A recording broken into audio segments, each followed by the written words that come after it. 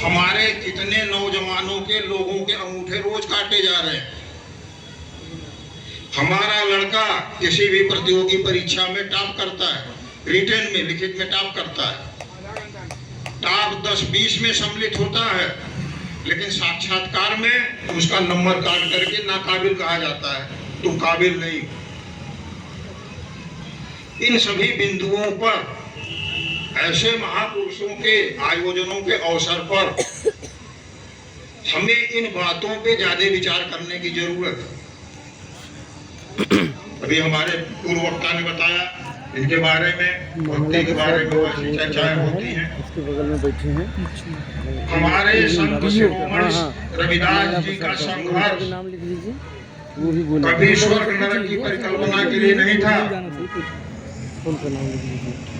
और न उनकी लड़ाई धार्मिक लड़ाई थी, धर्म की कोई लड़ाई थी। उनका संघर्ष, उनका जीवन पूरा का पूरा इस समाज के आजादी के लिए, इस समाज के दुर्दिन से बाहर निकालने का था। भक्ति काल भले उस समय था, लेकिन वो भक्ति नहीं करते थे। वो भक्ति इस बात की करते थे कि हमारा समाज समझे, और जिस तरीके से इसको पिछाड़ा गया है, दबाया गया है, कुचला गया है, उससे हमारा समाज बाहर है।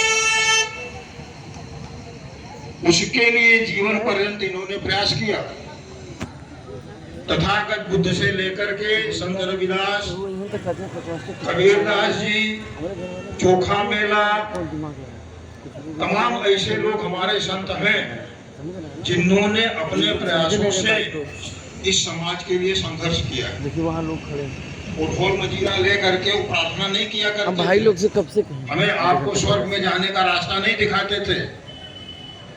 ये नर्क जो हमारी जिंदगी में गुजर रहा है, इसी नर्क से बाहर निकालने के लिए यहीं पे रहते हुए इसकी सीख देते थे। इस अवसर पर मैं ये कहना चाहूंगा, हमारे समाज में जितनी बुराइयां हैं, कुछ की चर्चा हुई है, आप भी जानते हैं, जिसके जेहन में है वो भी जानता है।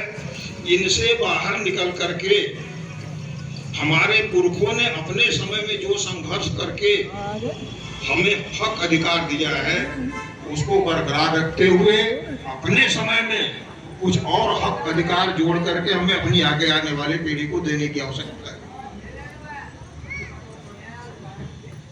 वर्तमान में हमारे आपके लिए एक मिनट तो पकड़िए जो वर्तमान व्यवस्था है, जैसे हम व्यवस्था परिवर्तन की लड़ाई लड़ रहे हैं, एक व्यवस्था यहाँ पे चल रही है जिसको मनुवादी व्यवस्था कहते हैं, ब्राह्मणी व्यवस्था कहते हैं।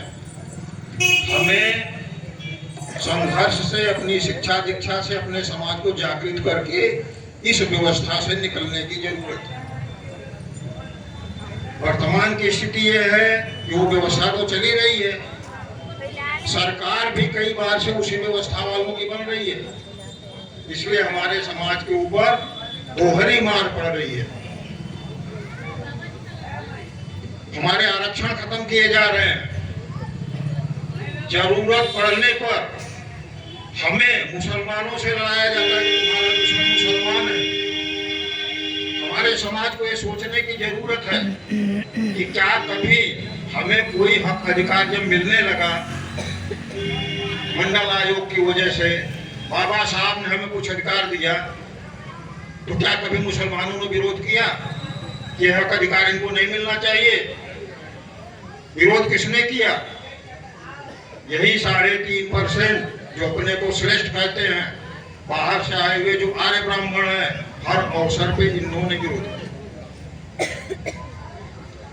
हम सभी एक हैं। कुछ दिन पहले भैया लाल से बात हुई थी, साहब आप आएंगे तो हमारे कारवां को जो है बड़ी मजबूती मिलेगी। आप एक पिछड़े हैं, आप इसी से हैं, लेकिन दूसरे समाज से हम लोग जुड़ेंगे तो हमें मजबूती मिलेगी। हम कहें मैं यही चाहता हूं। पहले की व्यवस्था में हमें बांटा गया, आज क्या है, हर घर की एक अलग अलग पार्टी है, एक जाति की 10 पार्टी है। ये जाति व्यवस्था में हमें क्यों बांटा गया? हम संगठित ना हो, हम मजबूत ना हो। इस बात को जानते हुए भी हम उसी रास्ते पे चल रहे हैं, तो हम मजबूत कहाँ से होंगे? हमें तो संगठित होने की, मजबूत होने की जरूरत है। सेवानिवृत्ति के बाद में 2013 में रिटायर हुआ। मैं चिकित्सक हूँ, निश्चित इंजीनियर, डॉक्टर, पढ़ने वाला होता, मेहनती होता है, करता है, मैं भी था। रिटायर होने के बाद हमारे कुछ साथी हमको मिले और उनकी, चूंकि पिछड़े समाज से होने की वजह से जो दुश्वारियां, जो परेशानियां मैं भी पढ़ाई के दिनों से लेकर के पूरे सेवा काल में, ये बल्कि कहिए आज तक भी मैं उनसे पीड़ित, मैं ही परेशान, तो चीजों को समझने में देर नहीं लगी। जब देर नहीं लगी तो मैं भी अपने समाज से जुड़ गया। और हमारा समाज क्या है, नाम के आगे पटेल लग गया, खाली हमारा पटेल समाज नहीं है, हम सभी एक समाज के लोग हैं, हम सबको बांटा गया। अभी यहाँ पे थोड़ी सिंधु घाटी की बात आई थी, जब ये आए थे तो पहले इन्होंने क्या किया था, ब्राह्मण, क्षत्रिय, वैश्य, शूद्र ये बनाया था। एक चर्चा हमने सुनी है कि जब सम्राट अशोक का राज्य बना तो ये हुआ, उस समय चर्चा हुई कि यार हम लोग इतना किए थे, कैसे बन गया? तो बताया जाता है कि इसका पूरा श्रेय जो है भगवान बुद्ध को है। उन्होंने केवल शूद्र शूद्र शूद्र शूद्र करके सबको संगठित किया। ब्राह्मण, क्षत्रिय, वैश्य, शूद्र। ब्राह्मण अपने सबसे ऊपर हो गए, क्षत्रिय वैश्य को अपने नजदीक रखा और शूद्र को जो है दूर रखा, शूद्र को अधिकार विहीन रखा जो है। तो उन्होंने शूद्र शूद्र शूद्र करके इकट्ठा किया। फिर जब तमाम परिस्थितियों के बावजूद मौर्य वंश के अंतिम शासक बृहदत्त मौर्य की हत्या पुष्यमित्र शुंग के द्वारा होती है, तो उसने अपने मंत्रियों से पूछा, ये बताओ ऐसा कैसे हुआ? तो ये बात बताई गई कि बुद्ध ने केवल शूद्र शूद्र शूद्र करके जो है सबको संगठित किया। और संगठन के बाद जब इनको सम्राट अशोक जैसा महाराजा मिला, तब इतना जो बौद्ध धर्म का प्रचार प्रसार हुआ। उसने अपने मंत्रियों को यह आदेश दिया, ऐसी सलाह दी कि इस शूद्र को इतनी जातियों में बांटो, इतनी जातियों में बांटो, इतनी जातियों में बांटो कि किसी भी एक जाति की संख्या, जो हमारे बाहर से आए हुए ब्राह्मणों की संख्या, उससे कभी ज्यादा न होने पाए। आज भी लोग कैलकुलेशन करते हैं, 3.5% 3% के हिसाब से पूरे भारत में ब्राह्मणों की आबादी निकल गई। और हमें जितनी जातियों में बांटा है, हमें जितनी जातियों उपजातियों में बांटा है, भारत की पूरी आबादी करीब 20 लाख के आसपास होते हैं ब्राह्मण है। 140 में से उसको निकाल करके बाकी भाग दीजिए तो किसी भी बिरादरी की आबादी जो है 20 लाख से ज्यादा नहीं जाए। इतने टुकड़ों में हमें आपको बांटा गया। इन तथ्यों को समझने के बावजूद भी आज भी हम आप बंटते जा रहे हैं। रविदास जी ने हमें संगठित होने का संदेश दिया, बेगमपुरा जैसा राज्य बनाने का संदेश दिया, लेकिन क्या हम ऐसा कर पाए इतने दिनों में? तो अब जरूरत इस बात की है कि केवल भाषणबाजी नहीं, वास्तव में मन से लग करके उसको करने की आवश्यकता है। बौद्ध काल में बौद्ध साम्राज्य इतना विकसित हुआ क्योंकि तथागत गौतम बुद्ध ने सूत्र सूत्र करके प्रचार प्रसार किया। लेकिन बौद्ध विरासत तब बनी, बौद्ध विरासत तब बनी जब वो सत्ता में आए। सत्ता मतलब सम्राट अशोक का जब राज्य बना, तब इस धर्म का बौद्धावलंबियों का अपने देश के बाहर तमाम जगहों में प्रचार प्रसार हुआ। तो किसी की सत्ता स्थापित होने के लिए, प्रचार प्रसार के लिए सरकार का बनना जरूरी है। हाँ बोलिए, टाइम हो गया। सरकार बनाने का भी अवसर हमें आपको मिला। कुछ राज्यों में हमारी आपकी सरकारें बनी, लेकिन उनकी क्या दिशा हुई उसको हमारे आपके सामने। ये कहा जाता है जब तक जिसकी सामाजिक व्यवस्था नहीं होगी, जब तक जिसका समाज नहीं होगा, उसका शासन भी नहीं होगा।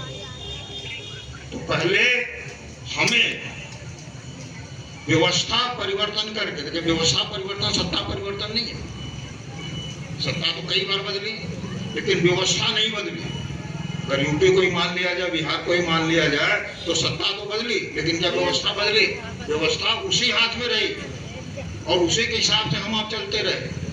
तो जरूरत यह है कि पहले धरातल पे हमारी व्यवस्था बदले जैसे तथागत बुद्ध ने किया, और फिर जब हमारी सरकार बनेगी कोई भी राजा होगा तो इस व्यवस्था का जो विकास होगा, और जो विकास होगा वो दीर्घकालीन। तो इस अवसर पे संत सरोवर रविदास जी के बारे में तमाम चीजें आप सभी लोग जानते हैं। और एक बात मैं और कहना चाहूँगा, इंजीनियर साहब ने जो कहा था मैं भी उसको थोड़ा बल देना चाहूँगा।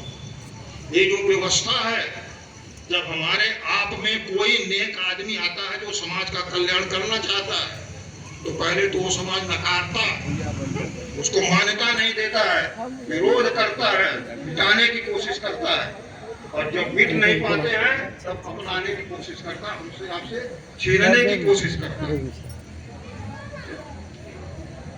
कुछ दिन पहले हमने देखा था जिस एकलव्य की, जिस बिरसा मुंडा की आलोचना करते थे कोई सम्मान नहीं मिलता था, उस बिरसा मुंडा को भगवान बिरसा मुंडा करके माथा पटका जा रहा है।